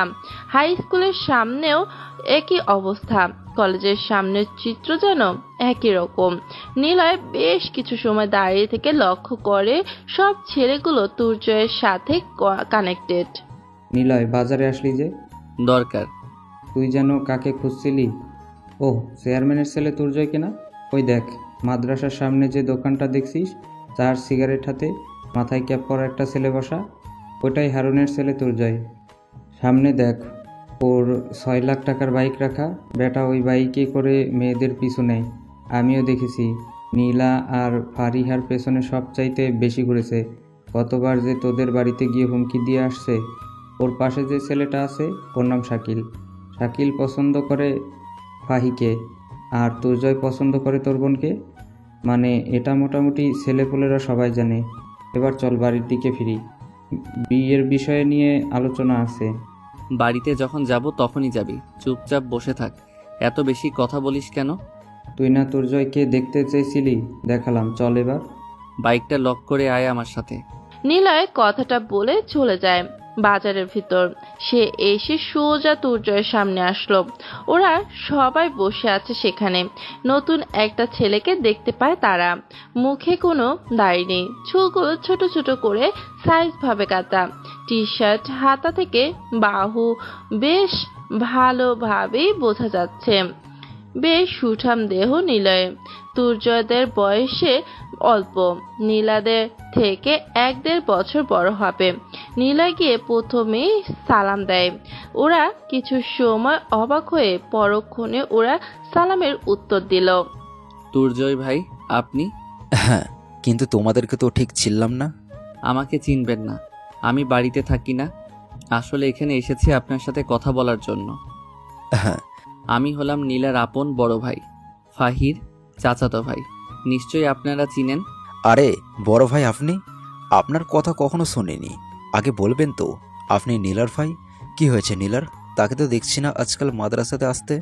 ওর বোরখা দেখলেই বুঝতে পারি, হাঁটা দেখলেই বুঝতে পারি সে এসেছে। কত মেয়ে দেখি, অথচ নীলাকে দেখি না। বাড়ি থেকে কি বের হতে দেয় না নীলাকে? ভাই আমার মালের কথাটাও বল। 2টো পরি মিসিং, আমার তো ঘুম আসে না। ভাইকে কবে দেখবো ভাই, একটু বল না।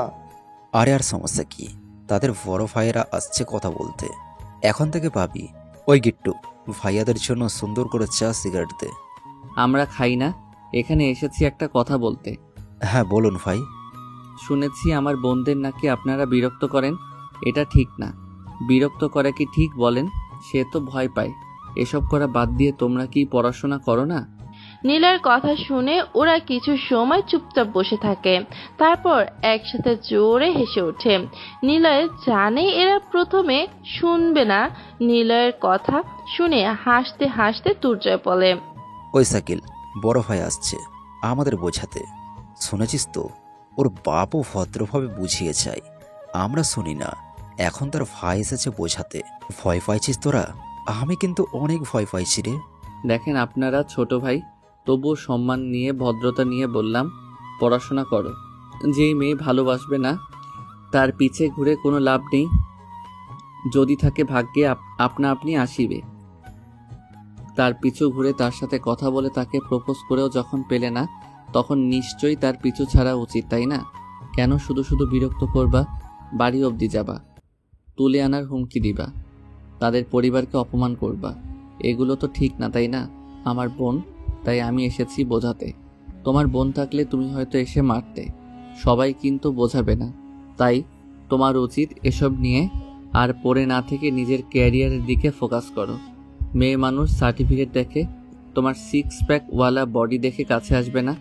তুমি যদি আয় করার মতো কিছু না করো, তোমার পরিচিতি দেবার মতো কিছু না থাকে, তোমার যদি সংসার চালানোর অর্থ না থাকে, তবে মেয়ে মানুষের ভালোবাসাও পাবা না। আশা করি বুঝতে পেরেছ। আর কখনো বিরক্ত করবে না ওদের। ভালো থাকো। হ্যাঁ। নীলয় কথাগুলো বলেই সেখান থেকে চলে আসার জন্য ঘোরে। ঠিক তখনই পেছন থেকে তুর্জয় বলে, ওই দাঁড়া, তোর জ্ঞান দেওয়া শেষ। শিহাব অবাক হয়। তুর্যদের থেকে 4-5 বছরের বড় ছেলেদেরকে সে তুই করে বলছে। তুর্জয় তো চরম বেয়াদব। নিলয় ঘুরে তাকালো। তুর্জয় নিলয়ের গেঞ্জির কলার কাছে কলার টেনে ধরে। নিলয় মুচকি হাসলো। তুর্জয় একটা ঝাঁকে দিয়ে বলে, সালা বাবু, তোর জ্ঞান দেওয়া শেষ। শোন, ছোট থেকেই এমন হাজারটা জ্ঞান আমি শুনে আসছি। এবার অন্তত মাফ কর। আর টাকা আমার আছে, আমি তাতেই চলি। আমার বাবার যা আছে তাতে কারো সাধ্য নয় এসে কথা বলবে। শোন, তোর বোনকে তো বিরক্ত করতাম, ভাবতাম বিয়ে করব। কিন্তু এখন তোর বোনকে আমি তুলে নিয়ে যাব। মাসখানিক পর তোর বোনকে বাড়িতে রেখে আসবো। এরপর তোর বোনের পেটে হবে আমার বাচ্চা কাচ্চা। তুই হবি মামা। কেমন লাগলো? তোর বোন সুন্দরী অনেক। প্রথমে প্রপোজ করেছিলাম, মাগে না করে দেয়। সুন্দর করে বলে সে এসবে জড়াতে চায় না। সে তার বাবার কথা মতো চলে। পরিবারের মতেই সে বিয়ে করবে, কোনো সম্পর্কে জড়াবে না। জিদ চাপলো আমার, পিছনে ঘোরা শুরু করলাম। মেয়ে আমার দিকে ফিরেও তাকায় না। তোর বোনকে আমার লাগবেই। আমাকে বোঝাতে আসিস না, শুনবো না। যা, তোর বোনকে গিয়ে সামলে রাখ। দেখি তোর বোনের বিয়ে কিভাবে দিস। তুর্জয় কথাগুলো বলে নীলয়ের গেঞ্জি ছেড়ে দেয়।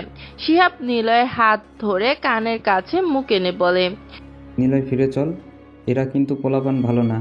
আর এই এরিয়া ওদের, কি করবে বুঝতে পারছিস না। চল ভাই। নীলয় চুপচাপ সেখান থেকে চলে আসে। বাইকের কাছে আসলো।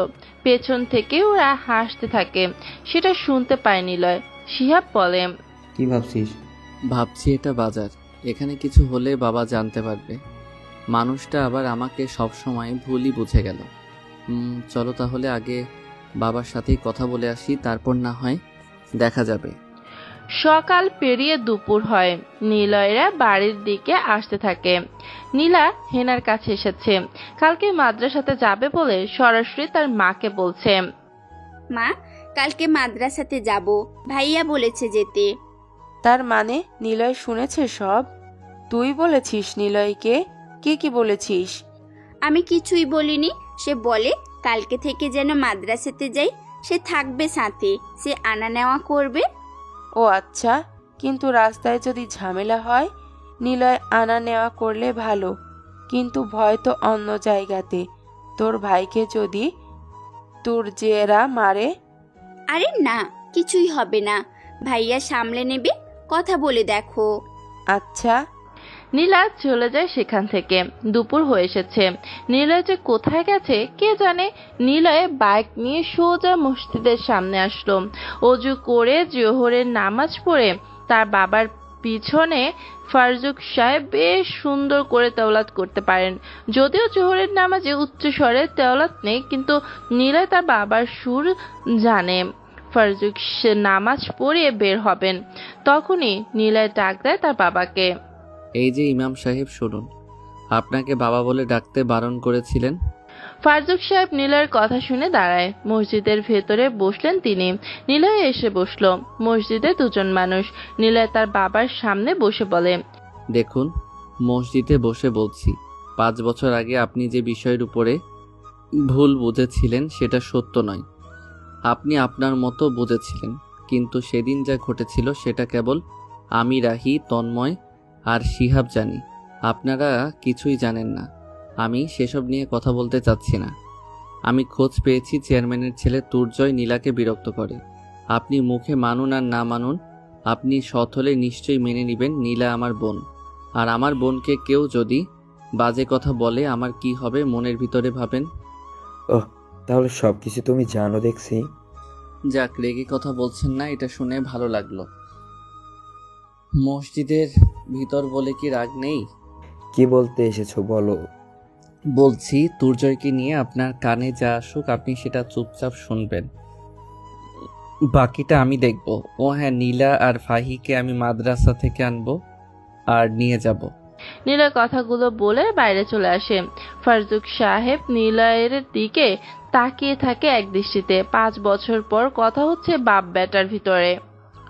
ফারজুক সাহেব নীলয়কে ডাক দেয়। নীলয় থামে। তিনি মসজিদ থেকে বেরিয়ে আসলেন। নীলয়ের সামনে এসে ফারজুক বলে, তুর্জয় অনেক বেয়াদব, ওর বাবার পাওয়ার আছে, সে এসব নিয়ে বাড়াবাড়ি করে। আমি অনেকবার বুঝিয়েছি, মেম্বার দিয়ে বলিয়েছি, কোনো কাজ হয়নি। সে চরম বেয়াদব একটা ছেলে। তুমি ইয়াং, তোমার সাথে ওরা আরো বেশি বেয়াদবি করবে, ঝামেলা হবে অনেক, তোমাকে ওরা মারবে। সেটা সময় হলে দেখা যাবে।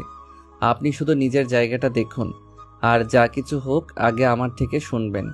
নীলয় কথাগুলো বলে আর দাঁড়ায় না। মসজিদ থেকে সোজা বাড়িতে চলে আসে। হেনার সাথে কথা বলে। হেনা জানায় যেন সাবধানে চলাফেরা করে। নীলয় ওদের কথা শুনে কেবল হাসে। ফারজুকের কথা আর হেনার কথা একই রকম, কিন্তু ওরা জানে না আসলে মারটা কে খেতে পারে। পরের দিন ফাহি নীলয়দের বাড়িতে আসলো। নীলয় রেডি হচ্ছে, ফাহি রেডি হয়ে বারান্দায় বসে আছে। হেনা এসে অনেক কিছু জ্ঞান দান করে গিয়েছে। ফাহি বসে আছে। হঠাৎ নীলয় আসে সেখানে। নীলয় এসে ফাহিকে বলে, কি ব্যাপার, আজকে তো বেশ সেজেছ। সাজি নাকি? মুখ ঢাকিনি এখনো। বুঝি বুঝি। কি বোঝেন? ওই যে শাকিল ছেলেটা আছে তোমার, তাই না? শাকিল কি অনেক ভালোবাসে? এজন্য বলি, অন্য কোনো ছেলে কেন তোমার আশেপাশে আসে না? আমাকে পাত্তা দাও না কেন বুঝি? সবই বফের বারণ, তাই না? এই থামেন আপনি। কি বলেন? হ্যাঁ, শাকিল একটা বেয়াদব ছেলে। ওর থেকে রাস্তার কুকুর অনেক ভালো। সামনে দিয়ে গেলে জোরে জোরে বলে, বোরখা ছাড়া কাপড় ছাড়া তোমাকে দেখার খুব ইচ্ছা। কবে যে সুযোগ হবো। এইসব বাজে কথা শোনার পর মন চায় ঠাস ঠাস করে জুতা দিয়ে বাড়ি গাড়ি ওর গালে। হারামিগুলা 6 মাস ধরে জ্বালাচ্ছে। উফ, কি দোষে যে মাদ্রাসা ওদের অফিসের পিছনে করলো। আচ্ছা, সমস্যা নেই, আমি নিয়ে যাব তো। আমার সাথে গেলে ভয় নেই। এই জন্যই বাবা রাজি হয়েছে। কেউ আনা নেওয়ার জন্য ছিল না বলেই যেতে দেয়নি। ও, তা আমি তোমাকে নিয়ে যাব। আনবো, আমাকে কি দিবা? কিছুই দিব না। আমি কি বলছি নাকি এসব? তবু নিজ দায়িত্বে কিছু দিতে হয়। আচ্ছা যান, চকলেট দিব না আপনাকে। চকলেট লাগবে না। আমাদের চকলেট বেশি খাওয়া নিষেধ। আপনাদের মানে?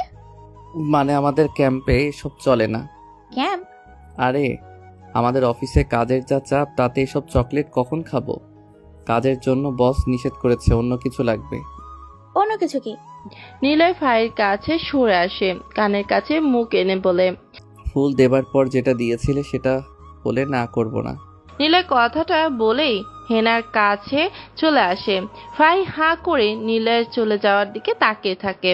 ফাহি মনে মনে বলে, ব্যাটা বজ্জাত, খালি সুযোগে থাকবে। সে আমাকে টিচ করছে। বাইরের মানুষকে কি বলবো? তবে ফাহি কিছু বলল না, কারণ ফাহি নিলয়কে পছন্দ করে। এর জন্য নিলয় সবকিছু ওর ভালো লাগে। নিলয় হেনার কাছে যায়। হেনা নিলয়কে দেখা বলে, কালকে মাঝরাতে বাইরে কি করছিলি তুই? ও তুমি জেগেছিলে? আসলে ঘুম আসছিল না, তাই বাড়ির সামনে পায়চারি করছিলাম। পাইচারি করছিলি নাকি ফোনে কথা বলছিলি? কাকে যেন বলছিলিস এখনো কেন আসেনি? কতক্ষণ লাগবে? জলদি নিয়ে এসো। নিলয় ভুরু কুচকে তাকায় হেনার দিকে। তার মা গেটের কাছে দাঁড়িয়ে রাতে নিলয়ের কথা শুনছিল। পরে তিনি ভেতরে যায়। নিলয় কি বলবে বুঝতে পারে না।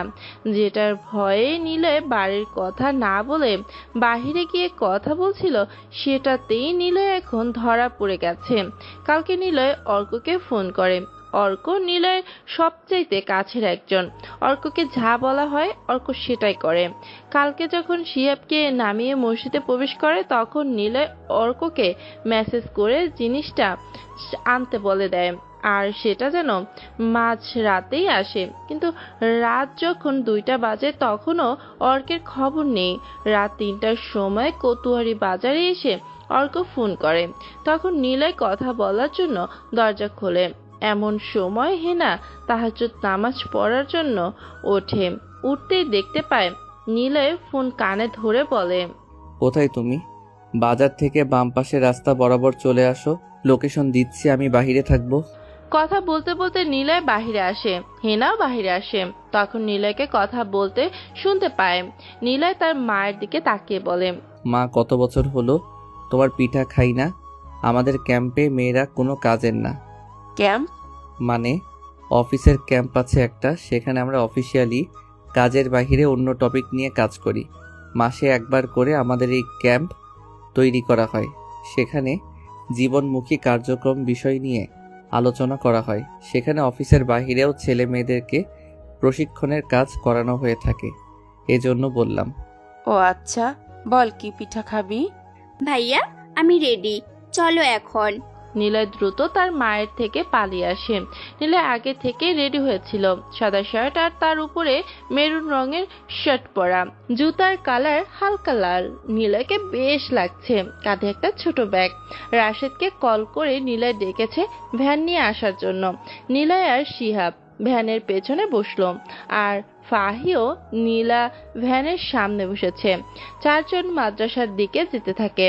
বাজারের ভেতরে আসতেই তুর্জয় আর সাকিব দেখতে পায় মা ফাহি আর নীলা আসছে। ওরা দুজন রাশেদের ভ্যানের সামনে এসে দাঁড়ায়। তুর্জয় নীলার দিকে তাকিয়ে বলে, আরে নায়িকা, তুমি এতদিন পর? জানো তোমার জন্য কত অপেক্ষা করেছি। কালকে তোমার ভাইয়া আসলো, কত কাহিনী করলো। ভাবলাম তোমাকে আর বেরিয়ে হতে দেব না। দেখছো, মুখ ঢাকার পরও চোখ দেখে তোমাকে চিনতে পেরেছি আমি। কতটা ভালোবাসি তোমাকে, কবে বুঝবে গো?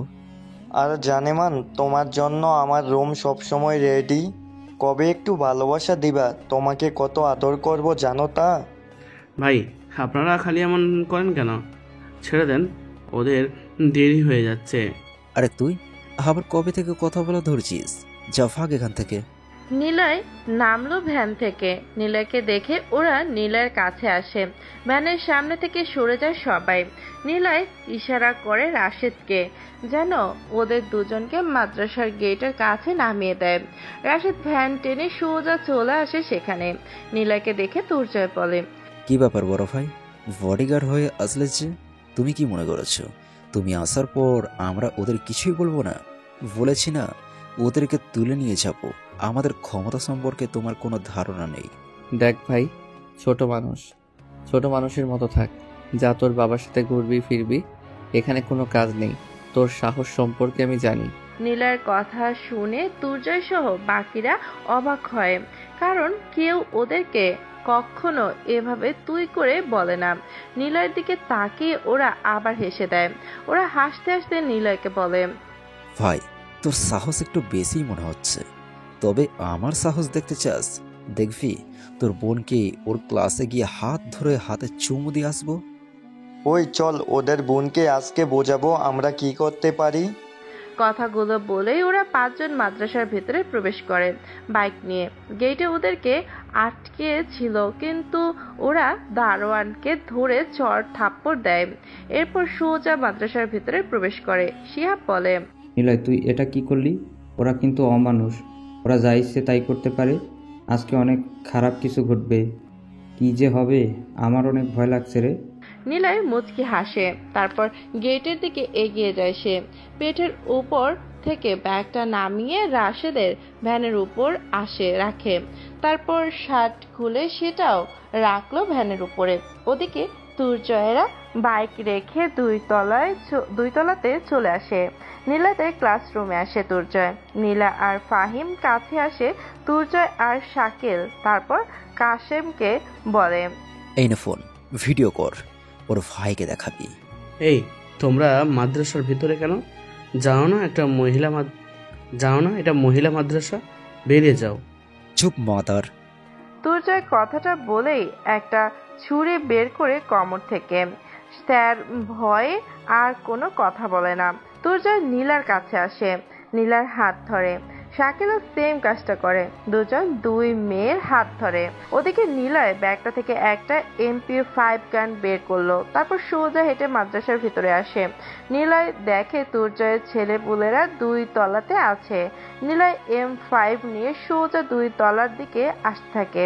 তুর্জয় আর শাকিল, নীলা ও ফাহিম হাত ধরে। তারপর তুর্জয় আর শাকিল ওদের দুজনের হাতে চুমু খায়, তারপর বলে, তোদেরকে আমি এক্ষুনি তুলে নিয়ে যাব, সবাই দেখবে, তোর ভাইকে দেখাবো, আগে নিয়ে চল ওদের। নীলয় রাইফেল হাতে নিয়ে ক্লাসরুমের দিকে এগিয়ে যেতে থাকে। মাদ্রাসার সবাই হা করে দেখছে। শিহাব নীলয়ের পেছন দৌড়াচ্ছে। নীলয় নীলাদের ক্লাসের সামনে এসে দাঁড়ালো, তারপর ট্রিগারের চাপ দিয়ে সে গুলি করলো দেয়ালে। সবাই ঘুরে তাকায় সেদিকে। নীলয়ের এমন ভয়ঙ্কর আগমন দেখে তুর্জয়রা সহ ক্লাসে থাকা সবাই ভয়ে আটকে উঠল। নীলয় ভেতরে আসে। নীলয় বলে, নীলা আর ফাহি বল, তোদেরকে কে কে বিরক্ত করে? নীলার কথা শুনে ওরা ভয় পায়। নীলা আর ফাহি ভয় কাঁদছে। মাদ্রাসার ভেতরে হচ্ছেটা কি? নীলয় জোরে চিৎকার করে ওঠে, বল, কে বিরক্ত করে তোদের? ওরা। নীলয় এগিয়ে আসে। নীলয় সোজা এসে তুর্জয়ের পায়ে গুলি করে। তুর্জয় সেখানেই চিৎকার করে ফ্লোরে ধপ করে পড়ে যায়। ভয়ে ক্লাসের মেয়েরা কান্না করে ওঠে। নীলয় আরো চিৎকার করে সবাইকে থামিয়ে দিল। কারো মুখ দিয়ে কোনো কথা বের হয় না। শাকিল নীলয়ের কাছে। নীলয় তখনই শাকিলের হাত ধরে উল্টো ঘুরিয়ে এনে হাতের তালুর উপরে পরপর কয়েকটা গুলি করে, তারপর মুখের উপরে রাইফেল দিয়ে জোরে একটা বাড়ি দেয়। ভয়ে বাকি ছেলেগুলো দৌড়াতে থাকে। নীলয় দৌড়ে বেরিয়ে আসে ওদের পেছনে। কাশেমকে ধরে নীলয় হাত থেকে ফোন কেড়ে নিয়ে নিজের কাছে রেখে দেয়। তারপর কাশেমকে মুখে কয়েকবার ঘুষি মেরে সেখানেই ফেলে রাখে। পুরো মাদ্রাসায় তখন একদম নীরব নিস্তব্ধ হয়ে গেছে। সবাই যেন বিরাট একটা আতঙ্কে থাকে। শিহাব বোবা হয়ে গেছে। সে শুধু নীলার হিংস্রতা দেখছে। শিহাব নীলা আর ফাহিমকে ক্লাস থেকে বাহিরে বের করে আনে। তুর্জয়ের বাকি 2 জন বন্ধু পালিয়ে যায় সেখান থেকে। নীলা আবার আসে নীলাদের ক্লাসরুমে। শিহাব নীলা আর ফাহিকে নিয়ে দরজার সামনেই দাঁড়িয়ে থাকে। নীলয় রুমের ভেতরে আসে, তুর্জয়ের জামা ধরে টেনে আনে বাহিরে। সে ব্যথা আর যন্ত্রণায় চিৎকার করতে থাকে। নীলয় তাকে টেনে দেয়ালের সাথে হেলান দিয়ে বসিয়ে দিল। শাকিলকেও টেনে আনে। তারপর নীলয় তুর্জয়ের সামনে বসলো। রাইফেলের গরম অংশটা তুর্জয়ের বুক সোজা ধরে। নীলয়ের চোখে মুখে রাগের প্রতিচ্ছবি। সব স্টুডেন্ট টিচার এসে জড়ো হয়ে চারপাশে। নীলয় ফাহি আর নীলার দিকে আঙুল তুলে দেখিয়ে বলে, ওরা আমাদের বোন, তোরা টিচার মরলে দেশ ও সমাজের শান্তি। একটা শিক্ষা প্রতিষ্ঠানে কখন কোন মেয়ে আসবে যাবে, বাড়িতে কেন থাকবে না থাকবে, এটা সব কিছুর খোঁজ খবর রাখবে তার পরিবার, ওর টিচারেরা, এমনি তার সহপাঠীরা। রাস্তায় দাঁড়িয়ে থাকা কোনো কুকুরের ন্যায় ছেলেরা জানবে না একটা মেয়ে তার বাবার সম্পদ, তার পরিবারের কাছের মানুষ। এদেশের কালচার অনুসারে একটা মেয়ের পড়তে পড়তে বিয়ে দেওয়া, হারিয়ে ফেলে তার সহপাঠী, পরিবার, ইচ্ছা, আশা, সব কিছু। তার মা বাবা চায় মেয়েটা ভালো থাকুক, কিন্তু তোরা কি করিস? সব মেয়ে তোদের মতো ছেলেকে বারণ করে না, কিছু মেয়ে তোদের প্রস্তাবে রাজিও হয়। তখন কি হয় জানিস? পরিবারের কাছেও তারা খারাপ হয়ে যায়, বাধ্য হয়ে পালিয়ে যায়। তারপর তোদের মতো ছেলে সেই মেয়েকে প্রতিনিয়ত কষ্ট দিয়ে থাকে।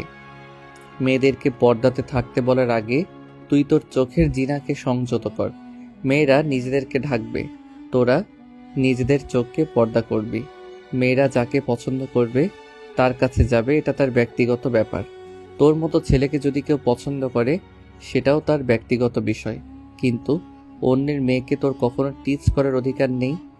তুই বলেছিলি তোর বাবার টাকায় চলিস, তোর বাবাকে সহ ওই টাকা তোদের পরিবারের সবার দিয়ে আমি ভরে দিব, বুঝেছিস? আজকের পর থেকে যদি কোনো টিচার কোনো মেয়েকে বিরক্ত করে তবে সবাই একসাথে সেসবের উত্তর দিবে। মাদ্রাসার 500 গজ, গার্লস স্কুলের 500 গজের ভিতরে কোনো টং দোকান থাকবে না, কোনো ছেলে পুলে ঘুরঘুর করবে না। ভিতরে আসতে হলে পরিবারের সদস্য হিসেবে আসতে হবে। ক্লাস চলাকালীন কেউ বাহিরে যেতে পারবে না। যা, তোদেরকে মারলাম না, তোর বাপকে গিয়ে বলিস নিলয় মারছে তোদেরকে। নিলয় কথাগুলো বলেই উঠে দাঁড়ায়। ঠিক তখনই হেড টিচার হাতে তালি দেয়। ওনারে দেখে বাকি সব টিচার আর স্টুডেন্ট হাতে তালি দিতে শুরু করে। নিলয় যেহেতু নীলার ভাই আর নীলা ফারজুকের মেয়ে, সুতরাং সবাই জানে ফারজুক কেমন মানুষ, বাপকা বেটা যাকে বলে। হেড টিচার এসে নিলয়কে বলে, আজ তুমি একজনের ভাই হয়ে যা করলে, এমন ভাই যে প্রতিটা বোনের হয় এমন চিন্তা করো না। পুলিশ যদি তোমাকে ধরে আমরা তোমার হয়ে কথা বলবো। এসবের কোনো দরকার নেই, পুলিশ অবধি ঘটনা যাবেও না, গেলেও পুলিশ কখনো আমার সামনে আসবে না। আজকে থেকে সব টিচারদের এভাবেই শাস্তি পেতে হবে। শিহাব, ওদেরকে নিয়ে আয়। নিলয় কথাটা বলেই সেখান থেকে চলে আসে। সবাই নিলয়ের কাজের জন্য করতালি দিতে থাকে, কিন্তু এসব ঘটনা ফারজুক ও হারুনের কাছে পৌঁছে গেছে। তবে ফারজুকের কাছে নিলয়ের নামে প্রশংসা আর হারুনের কাছে তার ছেলে তুর্যের নামে বিচার ও মার খাওয়ার কথা পৌঁছায়। নিলয় জানে না সামনে কি হবে, তবে হারুন দৌড়ে লোক নিয়ে আসে মাদ্রাসায়, আর ছেলেকে নিয়ে সে সোজা হাসপাতালে চলে যায়। কে করেছে এমন সেটা হারুনের কাছে চলে গেছে। তারপর